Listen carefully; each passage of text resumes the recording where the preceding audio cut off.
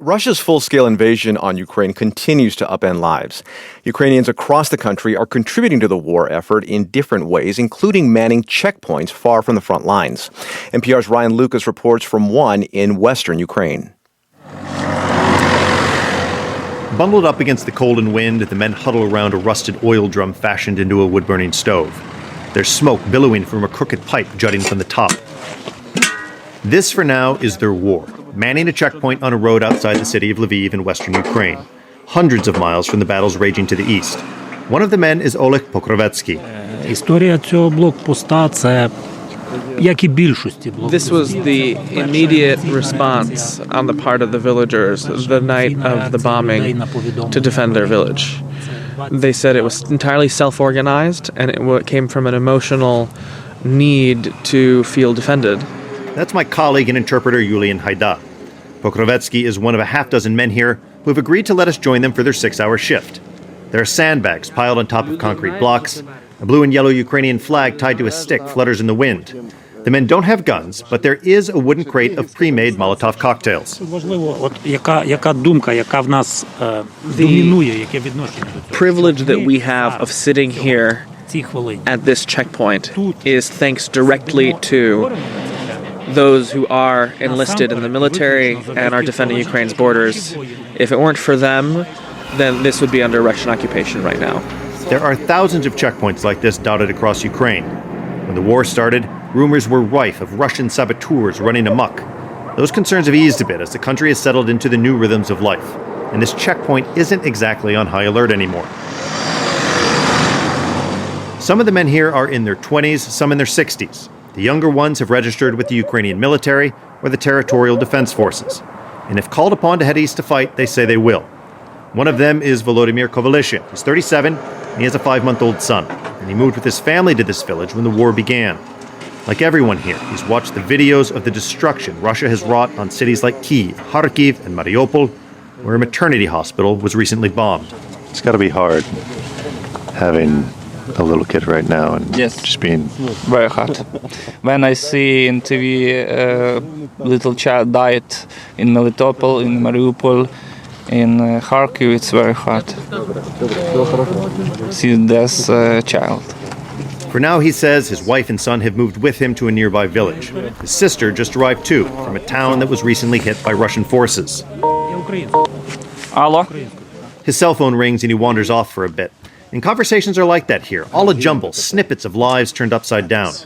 When Kovalyshin returns, he tells me that if the war escalates and the situation in Lviv gets bad, he'll take his family to Poland, but he'll come back to Ukraine. And once that's taken care of, he would then be free to travel east to fight. But of course, after everybody leaves, one feels pretty lonely in the country. One man chops logs down to kindling to feed the oil drum stove. Another, Bogdan Kulik, puts a tea kettle on the lid of the oil drum. Tea, coffee, they ask. Kulik is 62. His mustache is gray. He's a pensioner. Fancies himself a bit of a handyman. He says he likes to invent things, and the stove with its crooked smokestack is his creation. He starts to explain how he's tinkered with it over time, but one of the other men cuts in. Elon Musk. He's the village Elon Musk. Kulik served in the Soviet military in the early 1980s in Moscow. He's done a bunch of odd jobs over the years since, but in essence, he's a carpenter. He loves to make staircases. I ask whether he's worried about the war.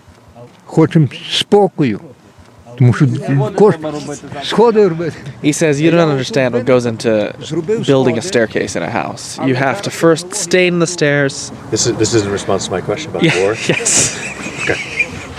Well, he says of course he's worried, but then he said you have to understand what goes into making a staircase.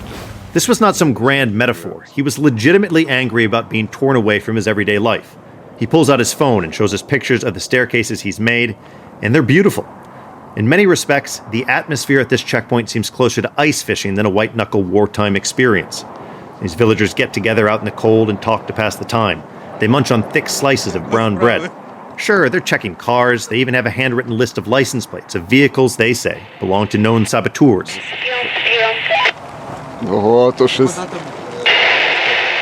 They haven't had any problems because most of the cars passing through belong to the local villagers, including a white sedan that slows to a crawl. And the driver rolls down his window and yells something. He says, I don't have to. And then they said not to swear. В багажнику моя джавеліна, каже, везе. He has a javelin in his trunk. Javelins are the American anti-tank missiles that the U.S. has been supplying Ukraine for years. For what it's worth, this villager doesn't have any in his trunk, but the country's military has put them to good use in this war. The gallows humor, the laughter, they help pass the time. But the war does hang over everything. Cell phones constantly buzz with calls from friends and family. Who's safe? Who's not? Discussions about whether to stay in Ukraine or head to Poland. None of these men know how long this war with Russia will last, but they view it through the longer lens of Ukrainian history, one they've read about in books and heard from stories told by grandparents who survived the Ukrainian famine of the 1930s and decades of Soviet repression. One man, Nazar, speaks up. He doesn't give his last name, but he's 28, one of the younger guys on this shift. Залишилося таке населення, яке But one does not forget пам'ятає, що творила an experience of ethnic cleansing.